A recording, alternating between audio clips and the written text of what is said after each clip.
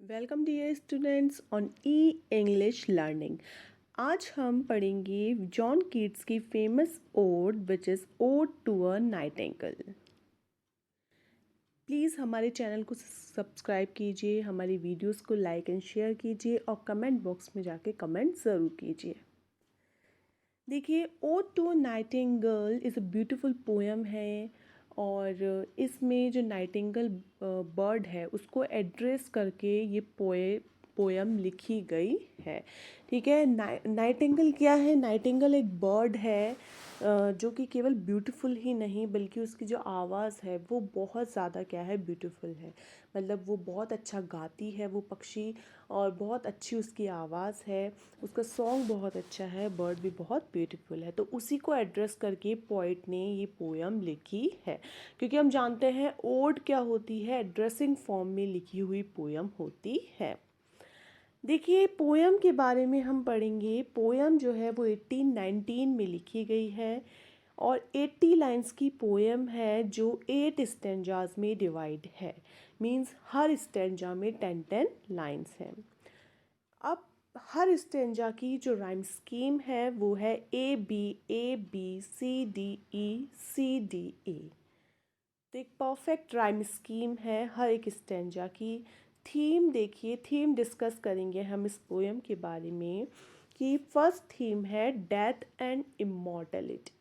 तो immortality, death means मृत्यु, immortality means अमर हो जाना। ठीक है, तो पॉइट बोलते हैं इस पोएम में कि जो ह्यूमन बींग्स है और जो ह्यूमन बींग्स हैं वो क्या है, मॉर्टल होते हैं। ठीक है, मतलब वो नश्वर होते हैं, वो मर जाते हैं, फिर मरने के बाद उन्हें कोई याद भी नहीं करता है। जबकि नाइटिंगेल बर्ड है वो इतना अच्छा गाती है कि मरने के बाद भी उसके गीत को या उसके सॉन्ग को लोग जो है वो हमेशा याद रखते हैं लाइफ में। ठीक है, तो इस तरीके से ह्यूमन बीइंग कंपेयर किया है ह्यूमन लाइफ को with the life of Nightingale bird. Second is consciousness and isolation. इसमें पोइट ने बताया है कि किस तरीके से जो जिस संसार में हम रह रहे हैं उसमें बहुत बुराइयां हैं, दुख है और परेशानियां हैं। तो इन सब दुख और परेशानियों से वो आइसोलेट हो जाना चाहते हैं, मतलब अलग हो जाना चाहते हैं, एकांत में चले जाना चाहते हैं। ठीक है, और इस वजह से वो अपने आप को इंटॉक्सिकेटेड करते हैं, अपने आप को नशे में डालते हैं, जिससे वो जितनी भी बुराइयां हैं वो अपनी कॉन्शियसनेस की स्टेट से बाहर चले जाएं, मतलब अपने होश में ना रहें, और जितनी भी बुराइयां हैं, परेशानियां हैं, तकलीफ़ है इस संसार में, उन सब को भूल जाएं। और हम आगे इस पोएम को क्लियर पढ़ेंगे, लाइन टू लाइन इसका एक्सप्लेनेशन करेंगे इस पोएम का। अब देखिए, हम स्टेंजास की लाइन टू लाइन एक्सप्लेनेशन करेंगे। My heart aches and a drowsy numbness pains my sense. देखिए, अब पॉइट बोलते हैं कि जो मेरा हृदय है वो दर्द हो रहा है, मेरे हृदय में दर्द हो रहा है, मेरे सीने में। And drowsy numbness pains my sense, और मेरे सेंसेस जो हैं वो बिल्कुल नम हो चुके हैं, बिल्कुल सुन्न हो चुके हैं, और मैं ड्राउजी फील कर रहा हूँ, मतलब ऐसे बिल्कुल ऐसा लग रहा है जैसे नींद ही नींद मुझे आ रही हो। एज दो of hemlock I had drunk. ऐसा लग रहा है, हेमलॉक क्या है फ्रेंड्स? एक प्लांट है जिसकी पत्तियों में नशा होता है। तो पॉइट बोलते हैं कि ऐसा लग रहा है मैंने हेमलॉक प्लांट की जो पत्तियां है उसका पीस कर रस पी लिया हो और अपने आप को इंटॉक्सिकेटेड कर लिया हो।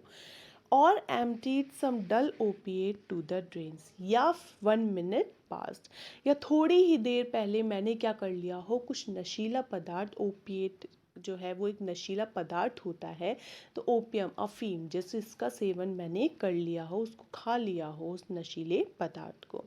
एंड लीथ वॉट्स हैड संक। लीथ क्या है? लीथ एक ग्रीक मिथोलॉजी में एक रिवर है जो ज़मीन के नीचे बहती है और जिसे फॉरगेटफुलनेस की रिवर कहा जाता है, जिसमें पानी पीकर, जिसमें जाकर इंसान सब कुछ भूल जाता है। तो ऐसा लग रहा है मैंने नशीला पदार्थ लेकर और उस नदी में डूब गया हूँ मैं, और सब कुछ, कहने का मतलब सब कुछ भूल गया हूँ।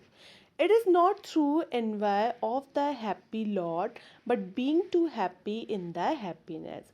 कि अब वो बर्ड को एड्रेस करते हुए कहते हैं नाइटिंगेल बर्ड को कि ये इसलिए नहीं हो रहा है मेरे साथ कि मैं तुम्हारी खुशी से क्या कर रहा हूँ, ईर्ष्या कर रहा हूँ। मतलब ऐसा बिल्कुल नहीं है कि तुम इतनी खुश होकर गाना गा रही हो, मैं तुम्हारी खुशी से ईर्ष्या कर रहा हूँ, ऐसा बिल्कुल नहीं है। But being too happy in the happiness, बल्कि मैं तो तुम्हारी खुशी में बहुत ज़्यादा खुश हूँ, इसलिए मैं इतना इंटॉक्सिकेटेड फील कर रहा हूँ। That thou light wing dryad of the trees. Dryad क्या है, एक फेरी है जो ट्रीज में रहती है। ठीक है, तो नाइटिंगेल बर्ड को पोइट बोलते हैं कि तुम क्या हो, एक हल्के पंखों वाली फेरी हो जो पेड़ में रहती हो। इन some melodious plot of beechen green, कि तुम एक प्लॉट में बैठकर, एक मैदान में बैठकर गाना गा रही हो। वो प्लॉट कैसा हो चुका है, बिल्कुल मेलोडियस हो चुका है तुम्हारे गीत से। और बीच एंड ग्रीन, सब जगह क्या है, हरियाली ही हरियाली है।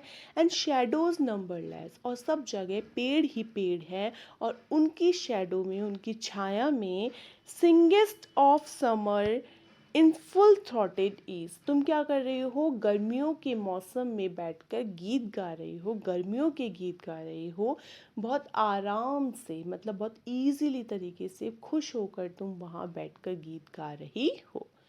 तो देखिए, फर्स्ट स्टैंजा में पोइट ने बताया है कि जो नाइटिंगेल बर्ड है वो इतना अच्छा मेलोडियस सॉन्ग गा रही है, इतनी खुश है, मेलोडियस सॉन्ग गा रही है कि उसकी खुशी को देखकर, उसके सॉन्ग को सुनकर जो पोइट है वो भी ऐसा लग रहा है जैसे कि उन्हें नशा कर लिया हो, और जितनी भी वर्ल्डली मैटर्स है, जितनी भी परेशानियां हैं, वो सब कुछ भूल गए हों। Oh, for a draught of vintage that hath been cooled a long age in a deep delved earth. अब पॉइंट यहाँ बोलते हैं कि काश मुझे ड्रॉट, एक सिप मिल जाए, एक घूंट मिल जाए, और विंटेज, विंटेज फ्रेंड्स पुरानी वाइन की, विंटेज वाइन की, पुरानी, उस पुरानी वाइन की मुझे सिप मिल जाए, शराब की, that have been cool long age, जो काफ़ी लंबे समय तक ठंडी करने के लिए रखी गई हो पृथ्वी के अंदर नीचे। तो फ्रेंड्स, ऐसा माना जाता है कि शराब जितनी पुरानी होती है वो उतनी ही अच्छी मानी जाती है, उतनी ही टेस्टी मानी जाती है। तो वो शराब मैं पीना चाहता हूँ। Testing of flora and the country green, और उससे मुझे क्या होगा, वो टेस्ट आएगा जहाँ वो बनी है, वहाँ के फ्लावर्स की, फूलों की खुशबू उस वाइन में आएगी। एंड कंट्री ग्रीन, और जो वहाँ की हरियाली है उस चीज़ को मैं फील कर पाऊँगा, मतलब मैं उस अर्थली चीज़ों को फील और टेस्ट कर पाऊँगा उस वाइन के थ्रू।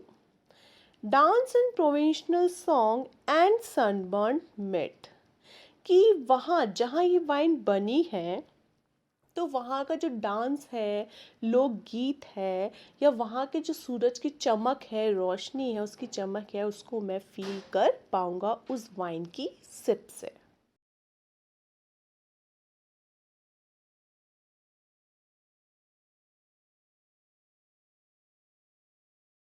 देखिए, o for a beaker full of the warm south, full of the true the blushful हिपोक्रेन।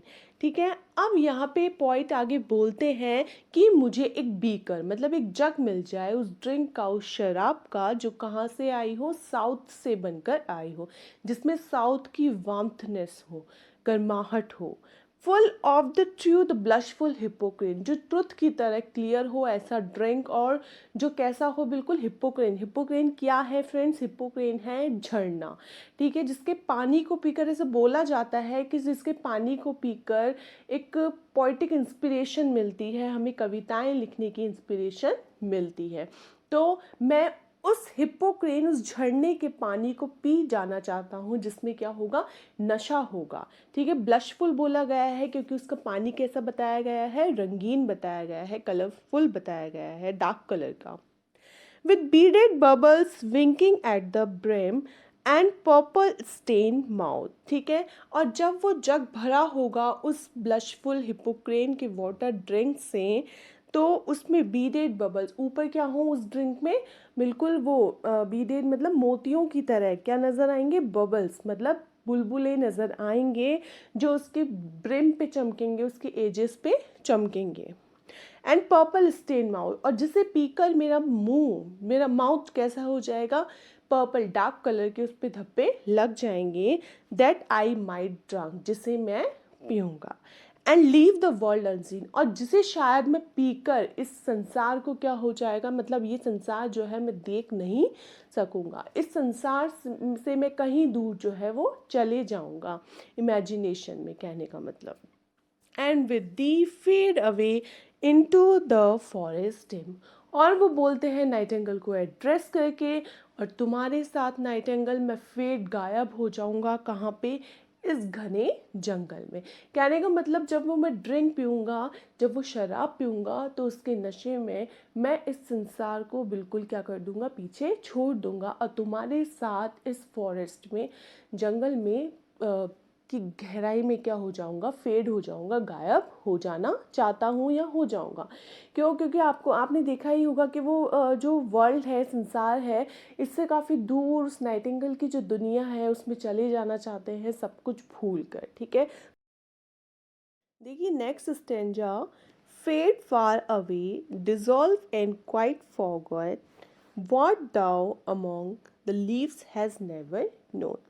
अब पॉइंट बोलते हैं कि फेड फार अवे, मैं दूर कहीं गायब हो जाना चाहता हूँ। डिज़ोल्व मतलब घुल जाना चाहता हूँ, भूल जाना चाहता हूँ मैं इस वर्ल्ड को जहाँ पे मैं रह रहा हूँ।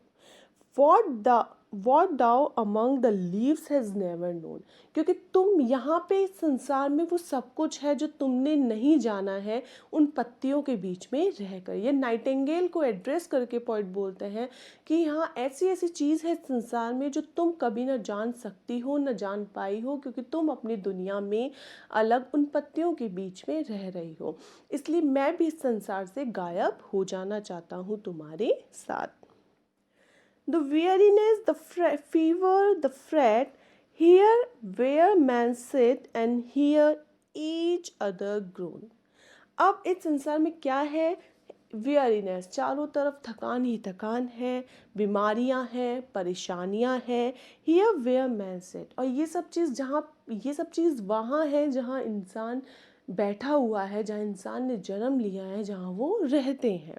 And hear each other grown, और इंसान क्या करते रहते हैं, आपस में एक दूसरे को परेशानियाँ सुनाते रहते हैं, अपनी दुख भरी कहानियाँ सुनाते रहते हैं। Where palsy shakes a few sad and last grey hairs, where youth grows pale and spectre thin and dies. जहाँ पे पालसी क्या है, एक बीमारी है। तो जहाँ पे पालसी जो है वो काफ़ी लोगों को दुखी कर चुकी है, मतलब काफ़ी लोग जो है इससे मर चुके हैं। काफ़ी जो बोलते हैं ना ओल्ड एज जो लोग हैं वो इससे पीड़ित हैं या फिर वो परेशान है। जहाँ पे यूथ ग्रोस पेल, जो जवानी है वो बहुत जल्दी फीकी पड़ जाती है। एंड स्पेक्टेयर थिन, और कैसे हो जाते हैं, बिल्कुल कमज़ोर दुबले पतले हो जाते हैं। एंड डाइज, और लास्ट में मर जाते हैं। कहने का मतलब बीमारियां होती है, शरीर साथ देना छोड़ देता है और लास्ट में इंसान मर जाता है। कहने का ये बता रहा है कि भाई इस वर्ल्ड में सब चीज़ क्या है, मॉर्टल है, इसलिए मैं इस संसार को छोड़ देना चाहता हूँ। Where but to think is to be full of sorrow and leaden-eyed despair. कि यहाँ अगर मैं सोचा जाए, इस संसार में सोचा जाए तो क्या है, चारों तरफ दुख ही दुख है, दुख से भरा हुआ ये संसार है। एंड लीडन आइड डेस्पेयर, और लीडन आइड मतलब आंखें कैसी हो रखी है, भारी हो रखी है, निराशा से भरी हुई है। लीडन मतलब लेड एक धातु होता है जो बहुत भारी होता है, उसी से ये लीडन आइड कहा गया है कि आंखें कैसी है, भारी है लेड की तरह और निराशा से भरी हुई है। Where beauty cannot keep her luscious eyes, जहाँ पे सुंदरता जो है वो कभी नहीं टिक पाई है और आँखों से जो चमक है वो भी खत्म हो चुकी है। और new love pine at them beyond tomorrow, और अगर हम नए प्रेम की बात करें तो वो भी नहीं टिकता है इस संसार में, वो भी कुछ टाइम रहकर, कल तक रहकर, टुमारो तक रहकर वापस ख़त्म हो जाता है। तो बोला है पोइट ने कि संसार में कुछ भी परमानेंट नहीं है, वो सब एक टाइम के बाद जो है वो ख़त्म हो जाता है। पूरा संसार जो है वो दुख ही दुख से भरा हुआ है, परेशानियों से भरा हुआ है। इसलिए बोलते हैं नाइटिंगेल से कि मैं जो है संसार को छोड़कर तुम्हारी दुनिया में चले जाना चाहता हूँ, तुम्हारी दुनिया में मतलब तुम्हारे साथ इंजॉय करना चाहता हूँ, इस संसार को पीछे छोड़। फ्रेंड्स, पोएम लंबी होने की वजह से हमने इसे 2 पार्ट में डिवाइड कर दिया है। ये पार्ट फर्स्ट है, पार्ट सेकंड का लिंक आपको डिस्क्रिप्शन बॉक्स में मिल जाएगा, आप वहाँ जाकर देखिए। आपको नेक्स्ट 5 स्टेंजास जो है वो पार्ट सेकंड में डिस्क्राइब किए गए हैं।